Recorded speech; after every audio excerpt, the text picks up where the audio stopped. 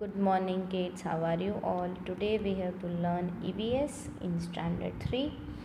तो चलो स्टार्ट करते हैं स्टैंडर्ड 3 में। तो किड्स लास्ट टाइम मैंने आपको EVS में पेज नंबर 131 पे यहाँ तक करवाया था। ओके, आई होप सभी बच्चों का वहाँ तक कंप्लीट हो चुका होगा।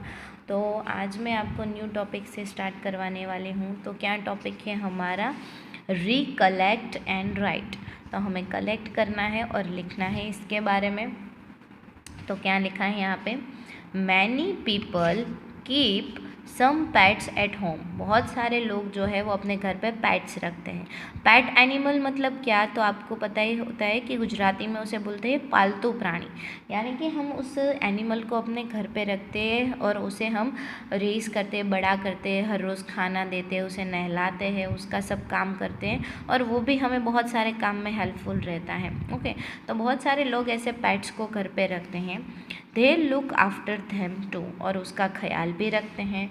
इन द टेबल बिलो, यहाँ पे जो नीचे आपको एक टेबल दिया हुआ है, are the names of some such animals, और ऐसे एनिमल्स के आपको नाम दिए गए हैं और हमें टेबल कंप्लीट करना है। तो चलो हम टेबल कंप्लीट करते हैं। फर्स्ट है नेम ऑफ द एनिमल। यहाँ पे एनिमल्स के नेम लिखे हुए हैं। Why do we keep them, और हमें उसे क्यों रखना चाहिए अपने घर पे और क्यों पालना चाहिए, तो उसके रीजंस यहाँ पे लिखने हैं। तो फर्स्ट दिया है हमें DOG, डॉग। तो डॉग जो है वो बहुत ही वफादार होता है और बहुत सारे लोग अपने घर पे डॉग को पेट एनिमल की तरह रखते हैं। तो डॉग में हम क्या लिखेंगे? IT ईट, PROVIDES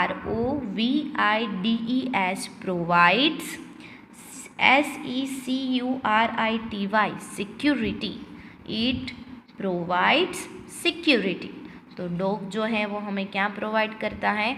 सिक्योरिटी, यानी कि सुरक्षा प्रदान करता है। तो हमारे घर पे अगर कोई स्ट्रेंज व्यक्ति आता है वो तो तुरंत वो बार्क करता है, जिसकी वजह से हमें पता चल जाता है। उसके बाद है next, it gives milk.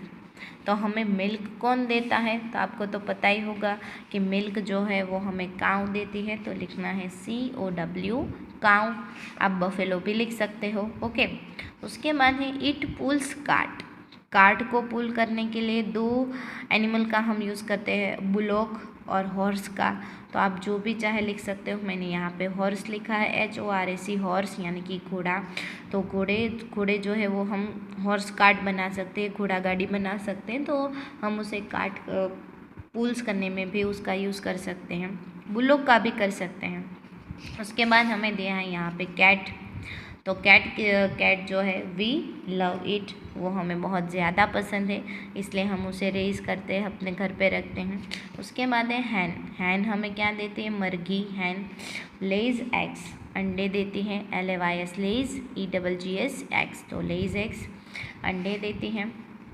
Fish, FISH fish, fish क्या करते हैं?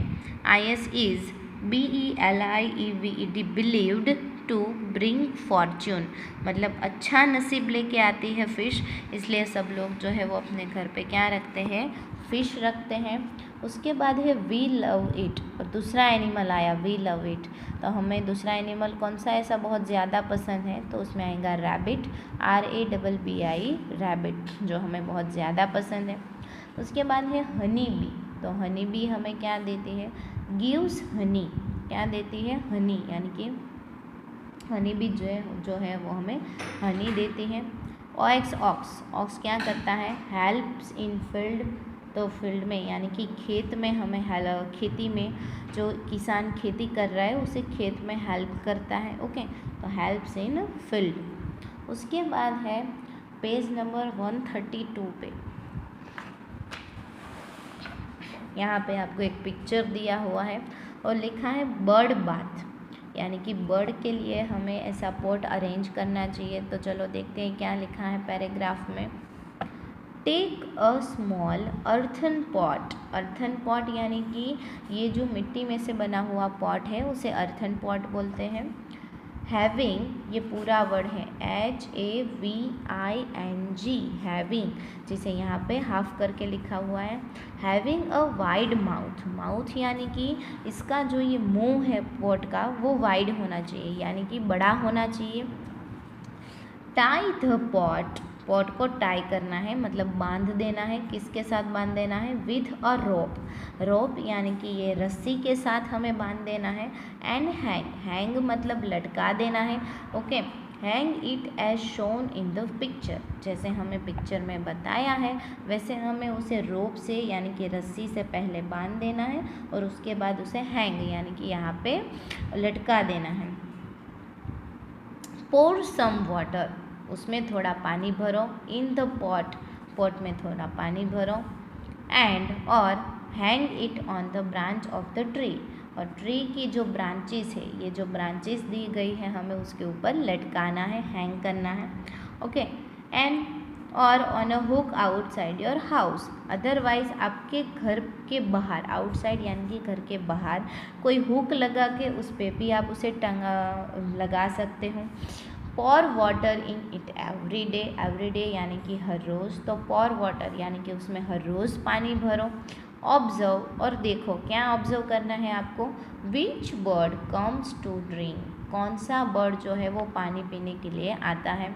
विच बर्ड कम टू ड्रिंक, कौन सा बर्ड पानी पीने के लिए आता है, तो ये आपको ऑब्जर्व करना है। ओके, तो ये पैराग्राफ मैंने पूरा आपको एक्सप्लेन कर दिया है। जो जो वर्ड के नीचे मैंने अंडरलाइन किए है वो हार्ड वर्ड्स है, तो वो आपको नोटबुक में 3 टाइम्स लिखने पड़ेंगे। ओके, उसके बाद है थिंक एंड राइट। तो यहाँ पे जो टेबल दिया है उसमें हमें लिखना है, क्या लिखा है? लाइक अस, हमारी तरह, animals also need water to live, animal को भी पानी चाहिए जीने के लिए। जैसे हम पानी के बिना नहीं जी सकते वैसे एनिमल भी पानी के बिना नहीं जी सकते। There are many others things, यहाँ पे ऐसी बहुत सारी चीज़ें हैं विच आर रिक्वायर्ड, जो ज़रूरी है, बाय बोथ, दोनों के लिए, एनिमल्स एंड ह्यूमन्स, एनिमल्स के लिए भी और ह्यूमंस के लिए भी, इंसानों के लिए भी। तो ऐसी कौन सी चीज़ें हैं जो दोनों के लिए ज़रूरी हैं? तो फर्स्ट ऑफ ऑल है एयर, एयर यानी कि ब्रीथिंग के लिए, अगर हम ब्रीथ नहीं करेंगे एयर तो हम जी नहीं पाएंगे, वो आपको पता ही होगा, है ना।